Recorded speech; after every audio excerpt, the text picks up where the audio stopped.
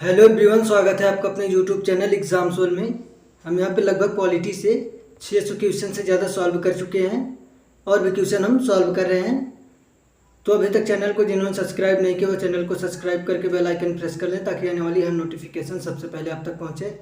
तो यहाँ पे देखिएगा, हमारा क्वेश्चन दिया गया है, निम्नलिखित में से कौन सा न्यायालय अधीनस्थ आपराधिक न्यायालयों का शीर्ष न्यायालय होता है। देखिए वह कौन सा न्यायालय होता है जो आपराधिक न्यायालय का शीर्ष न्यायालय होता है, तो होता है सत्र न्यायालय। यहाँ पे आपका सी वाला आंसर राइट होगा, वो होता है सत्र न्यायालय। अगला क्वेश्चन देखिए, यहाँ आपका अगला क्वेश्चन दिया गया, देखिएगा, किसी न्यायाधीश को एक उच्च न्यायालय से दूसरे में स्थानांतरित करने का अधिकार निम्नलिखित में से किसको है। ये भी क्वेश्चन काफ़ी इंपॉर्टेंट है। तो देखिए, किसी भी न्यायाधीश को ट्रांसफ़र करने का एक न्यायालय से दूसरे न्यायालय में वो अधिकार किसको है, तो वो अधिकार सिर्फ भारत के राष्ट्रपति को है। अगला क्वेश्चन देखिए, यहाँ अगला क्वेश्चन दिया गया है, निवारक नज़रबंदी का अभिप्राय क्या है। देखिए, निवारक नज़रबंदी का अभिप्राय क्या होता है, तो होता है विचारणा के बिना निरोध। देखिए, निवारण नज़रबंदी का अभिप्राय होता है विचारणा के बिना जो निरोध करना। अगला क्वेश्चन देखिए,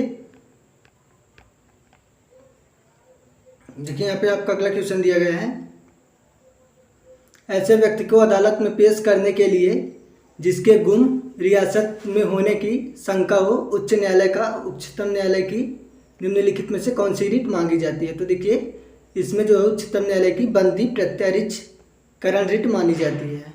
देखिए, कौन सी रिट मांगी जाती है, तो बंदी प्रत्यारिचकरण रिट मानी जाती है।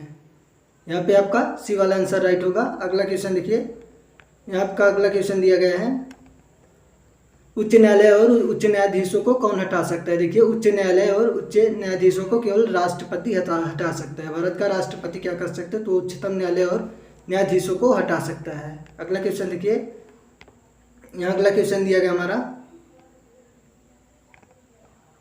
सर्वोच्च न्यायालय के न्यायाधीशों के वेतन और भत्ते किसे प्रसारित किए जाते हैं। देखिए, सर्वोच्च न्यायालय के न्यायाधीशों के वेतन और भत्ते किसे प्रसारित किए जाते हैं, तो भारत की संचित निधि में प्रसारित किए जाते हैं। यहाँ पे आपका सी वाला आंसर राइट होगा। अगला क्वेश्चन देखिए, यहाँ आपका अगला क्वेश्चन दिया गया है, न्यायपालिका का मुख्य कार्य क्या है। देखिए, ये भी क्वेश्चन काफ़ी इंपॉर्टेंट है। तो न्यायपालिका का मुख्य कार्य क्या होता है, तो न्यायपालिका का मुख्य कार्य जो है वो कानून का न्याय निर्णय करना होता है। देखिए, कानून का न्याय निर्णय करना न्यायपालिका का मुख्य कार्य है। अगला क्वेश्चन देखिए, यहाँ आपका अगला क्वेश्चन दिया गया है, उच्चतम न्यायालय द्वारा परमादेश किसे जारी किया जा सकता है। देखिए, क्वेश्चन दिया गया, उच्चतम न्यायालय द्वारा परमादेश किसे जारी किया जा सकता है, तो किसी अधिकारी को सरकारी कर्तव्य निभाने के लिए जारी किया जा सकता है। यहाँ पे आपका ये वाला आंसर राइट होगा।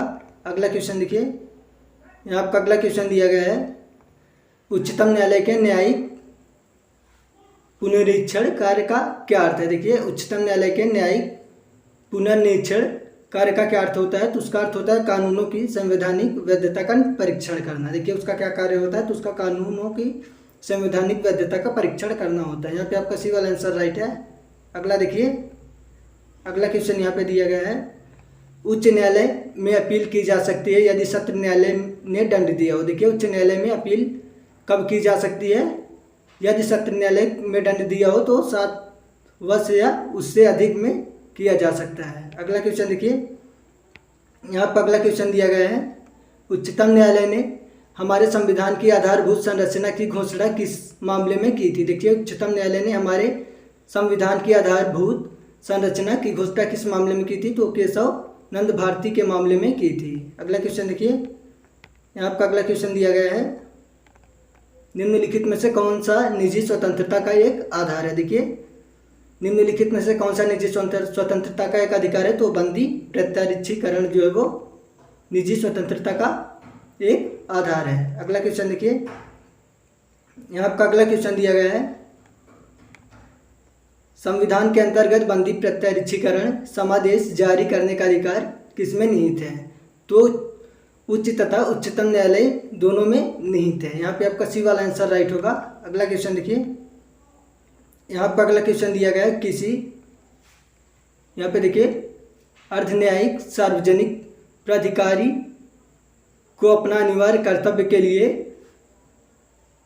मजबूर करने के उद्देश्य से उच्चतम न्यायालय द्वारा जारी की गई रिट होती है तो कौन सी रिट होती है? तो वो परमादेश रिट होती है। यहाँ पे देखिए वो कौन सी रिट होती है? तो वो परमादेश रिट होती है। अगला क्वेश्चन देखिए,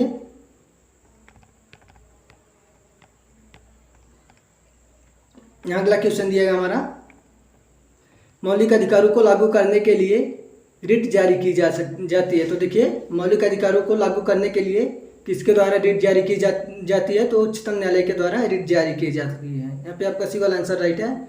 अगला क्वेश्चन यहाँ पे है, संविधान में उल्लिखित मौलिक अधिकारों का संरक्षक कौन है? देखिए संविधान में उल्लिखित मौलिक अधिकारों का संरक्षक कौन होता है? तो उच्चतम न्यायालय होता है। देखिए संविधान में जितने भी मौलिक अधिकार हैं उनकी संरक्षक जो है वो, यानी कि उनको संरक्षित कौन करता है? तो उच्चतम न्यायालय करता है। अगला क्वेश्चन देखिए, यहाँ आपका अगला क्वेश्चन दिया गया है, भारत के उच्चतम न्यायालय को प्राप्त है। देखिए भारत के उच्चतम न्यायालय को क्या प्राप्त है? तो उनको जो है मूल अपीली और परम, यहाँ पे देखिए परमादर्शाई अधिकार क्षेत्र प्राप्त है। अगला क्वेश्चन देखिए, यहाँ अगला क्वेश्चन दिया गया है, निम्नलिखित में से मूल अधिकारों का संरक्षक कौन करता है? तो देखिए मूल अधिकारों का संरक्षक कौन करता है? तो न्यायपालिका करती है। यहाँ पे देखिएगा न्यायपालिका क्या करती है? तो मूल अधिकारों का संरक्षक करती है।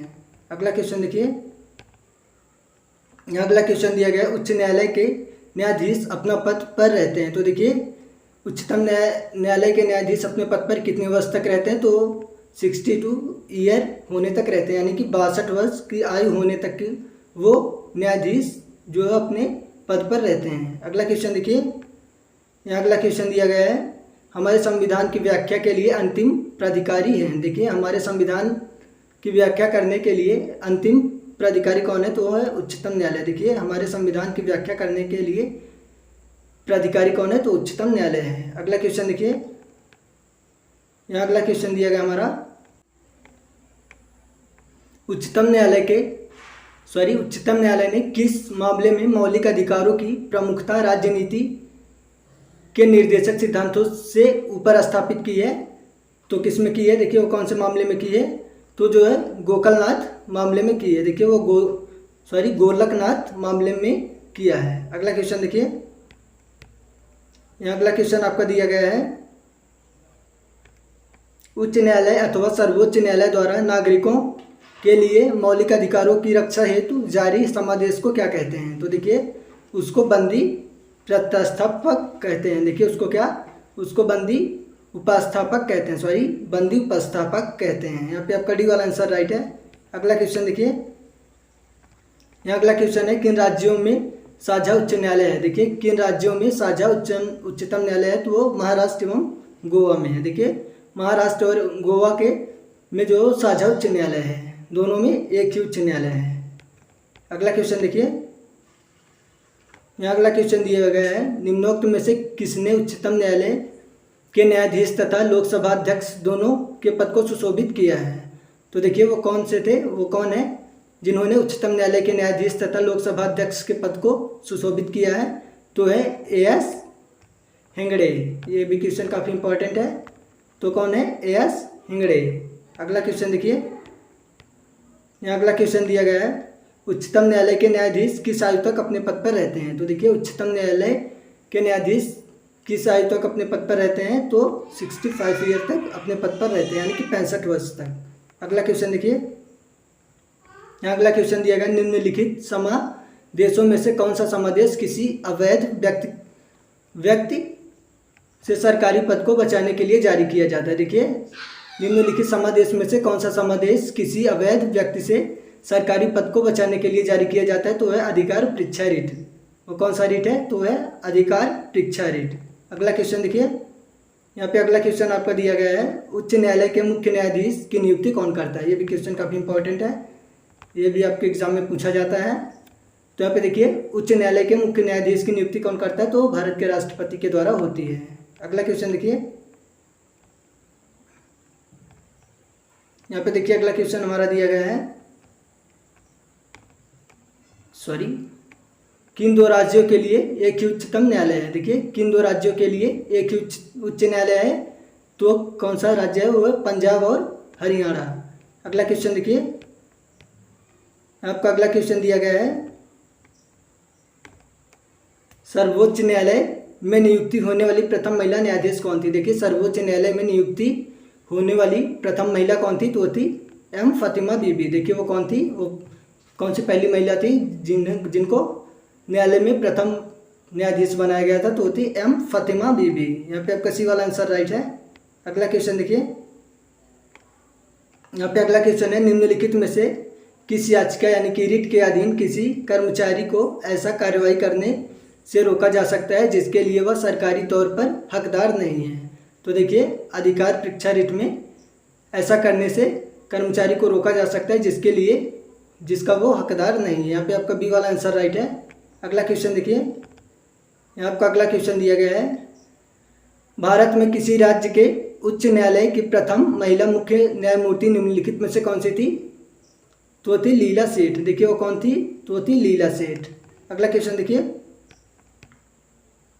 यहाँ आपका अगला क्वेश्चन दिया गया है, भारत के उच्चतम न्यायालय के न्यायाधीश की सेवानिवृत्ति की आयु होती है। तो देखिए भारत के उच्चतम न्यायालय के न्यायाधीशों की सेवानिवृत्ति कितनी होती है, तो होती है 65 ईयर यानी कि 65 वर्ष। अगला क्वेश्चन देखिए, यहाँ आपका अगला क्वेश्चन दिया गया है, निम्नलिखित में से उच्चतम न्यायालय की सबसे पहली महिला न्यायाधीश कौन सी थी, तो थी फातिमा बीबी। ये क्वेश्चन आप पढ़ चुके हैं, लेकिन यहाँ पे देखिए क्वेश्चन पूछने का टाइटल चेंज है। तो देखिए निम्नलिखित में से उच्चतम न्यायालय की सबसे पहली महिला न्यायाधीश कौन थी, तो थी फातिमा बीबी।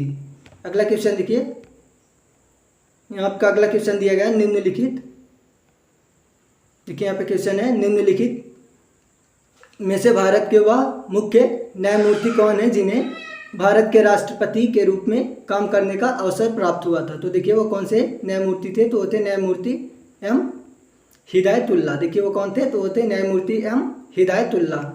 अगला क्वेश्चन देखिए, यहाँ अगला क्वेश्चन आपका दिया गया है, भारत का उच्चतम न्यायालय निम्नलिखित में से कौन से मामलों पर विचार करते समय एक संघीय न्यायालय के रूप में काम करता है, तो अंतर्राष्ट्रीय विवाद में ऐसा करता है। यहाँ पे आपका बी वाला आंसर राइट है। अगला क्वेश्चन देखिए, यहाँ आपका अगला क्वेश्चन दिया गया है, निम्नलिखित में से वह रिट कौन सी है जिसका शाब्दिक अर्थ आपका क्या अधिकार होता है। देखिए वह कौन सा रिट है जिसका शाब्दिक अर्थ ये होता है कि आपका क्या अधिकार होता है, तो अधिकार परीक्षा रिट होता है जिसमें आपका क्या अधिकार ऐसा शाब्दिक अर्थ होता है। अगला क्वेश्चन देखिए, यहाँ आपका अगला क्वेश्चन दिया गया है, भारत में किसी राज्य के उच्च न्यायालय की प्रथम महिला मुख्य न्यायाधीश कौन सी थी, तो वो थी लीला सेठ। देखिए वो कौन थी, तो वो थी लीला सेठ। अगला क्वेश्चन देखिए, यहाँ आपका अगला क्वेश्चन दिया गया है, उच्चतम न्यायालय में एक मुख्य न्यायाधीश के अलावा अधिकतम कितने अन्य न्यायाधीश हो सकते हैं। तो देखिए उच्चतम न्यायालय में एक मुख्य न्यायाधीश के अलावा अधिकतम कितने न्यायाधीश हो सकते हैं, तो कम से कम 25 न्यायाधीश हो सकते हैं यानी कि 25। अगला क्वेश्चन देखिए, यहाँ आपका अगला क्वेश्चन दिया गया है, उच्चतम न्यायालय के न्यायाधीश किस आयु तक अपने पद पर बने रहते हैं, तो 65 वर्ष की आयु तक अपने पद पर बने रहते हैं। अगला क्वेश्चन देखिए, यहाँ अगला क्वेश्चन है, न्यायपालिका द्वारा बनाए गए कानून को कहते हैं। तो देखिए न्यायपालिका के द्वारा बनाया गया कानून क्या कहलाता है, तो निर्णय विधि कहलाता है। तो क्या कहलाता है, वो निर्णय विधि कहलाता है। अगला क्वेश्चन देखिए, यहाँ आपका अगला क्वेश्चन दिया गया, संविधान की व्याख्या कौन करता है। तो देखिए ये क्वेश्चन काफ़ी इंपॉर्टेंट है। तो संविधान की व्याख्या कौन करता है, तो न्यायपालिका करता है। तो देखिए न्यायपालिका को संविधान की व्याख्या करने का अधिकार है। अगला क्वेश्चन देखिए, यहाँ आपका अगला क्वेश्चन दिया गया है, निम्न में से कौन सी रिट ऐसी है जो केवल किसी सरकारी पदाधिकार के विरुद्ध लागू की जा सकती है। तो देखिए वो कौन सी रिट है, तो परमादेश रिट है जो किसी सरकारी पदाधिकारी के विरुद्ध लागू की जा सकती है। अगला क्वेश्चन देखिए, यहाँ आपका अगला क्वेश्चन दिया है, सर्वोच्च न्यायालय के न्यायाधीश की सेवानिवृत्ति की आयु कितनी होती है। तो देखिए किसी न्यायालय के न्यायाधीश की सेवानिवृत्ति की आयु कितनी होती है, तो होती है 65 वर्ष। यहाँ पे आपका बी वाला आंसर राइट है। अगला क्वेश्चन देखिए, यहाँ आपका अगला क्वेश्चन दिया गया है, इस अनुच्छेद के अंतर्गत कोई नागरिक मूल अधिकारों के किसी भी उल्लंघन के लिए सीधे ही उच्चतम न्यायालय में मुकदमा कर सकता है। तो देखिए वो किस अनुच्छेद के तहत मुकदमा कर सकता है, तो अनुच्छेद 32 के तहत कर सकता है, यानी कि अनुच्छेद 32 के तहत वो उच्चतम न्यायालय में मुकदमा कर सकता है। अगला क्वेश्चन देखिए, आपका अगला क्वेश्चन दिया गया है, उच्च न्यायालय के न्यायाधीशों के पद की शपथ किसके द्वारा दिलाई जाती है। देखिए अभी क्वेश्चन काफ़ी इंपॉर्टेंट है। तो उच्च न्यायालय में न्यायाधीशों के पद की शपथ किसके द्वारा दिलाई जाती है, तो उच्च न्यायालय के मुख्य न्यायाधीश के द्वारा दिलाई जाती है। अगला क्वेश्चन देखिए, यहाँ आपका अगला क्वेश्चन दिया गया है, मध्य प्रदेश उच्च न्यायालय की पीठ स्थित है। तो देखिए मध्य प्रदेश उच्च न्यायालय की पीठ कहाँ स्थित है, तो जबलपुर में स्थित है। तो मध्य प्रदेश का उच्चतम न्यायालय कहाँ है, तो है जबलपुर में। अगला क्वेश्चन देखिए, आपका अगला क्वेश्चन दिया गया है, राज्य में जिला न्यायाधीशों की नियुक्ति किनके द्वारा की जाती है। तो ये भी क्वेश्चन काफ़ी इंपॉर्टेंट है। तो देखिए जिले में न्यायाधीशों की नियुक्ति किसके द्वारा की जाती है, तो राज्यपाल के द्वारा की जाती है। देखिए जिले में जो न्यायाधीश होते हैं उनकी नियुक्ति राज्यपाल के द्वारा की जाती है, और जो उच्चतम न्यायालय में होते हैं उनकी नियुक्ति राष्ट्रपति के द्वारा की जाती है। अगला क्वेश्चन देखिए, यहाँ अगला क्वेश्चन दिया गया है, उच्चतम न्यायालय किसके लिए संरक्षक यानी कि अभिभावक है। देखिए उच्चतम न्यायालय किसके लिए संरक्षक है, तो मूल अधिकार का जो वो अभिभावक है। देखिए उच्चतम न्यायालय क्या है, तो मूल अधिकार का अभिभावक है, यानी कि मूल अधिकार का गार्जियन है।